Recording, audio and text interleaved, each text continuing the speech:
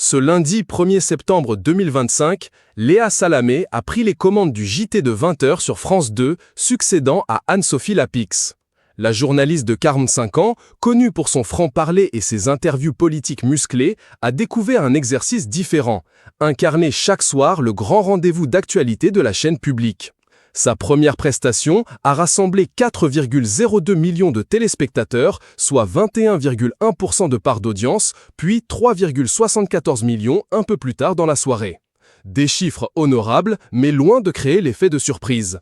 L'année précédente, à la même période, Anne-Sophie Lapix réunissait déjà près de 3,7 millions de fidèles. Dès le lendemain, mardi 2 septembre, l'audience a baissé. La compagne de Raphaël Glucksmann a ouvert son JT avec l'attaque au couteau de Marseille, suivi d'un sujet sur la tornade exceptionnelle qui a frappé le Morbihan. Le journal a ensuite enchaîné sur le trafic d'ordonnances, les médicaments anti-obésité, puis un grand format sur les mineurs délinquants. Enfin, Gérard Larcher, président du Sénat, est intervenu en clôture. Un programme varié, mais qui n'a pas suffi à retenir le public. 3,68 millions de téléspectateurs pour la première partie, 19,6% de PDA et 3,61 millions sur l'ensemble, 19%.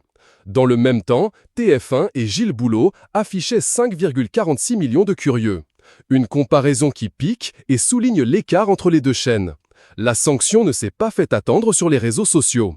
Léa Salamé aurait déjà perdu plus de 300 000 téléspectateurs en 24 heures, un recul jugé préoccupant. Certains internautes parlent d'un rejet de la personnalité plus que du contenu. C'était sûr qu'il y aurait une curiosité. Que tout le monde ne soit pas resté le lendemain, c'est normal et logique, analyse un utilisateur. Énorme bide en vue, écrit un autre. Un troisième conclut, lapidaire, et ce n'est qu'un début. Pour l'heure, France 2 mise sur la patience. Reste à voir si Léa Salamé réussira à transformer l'essai à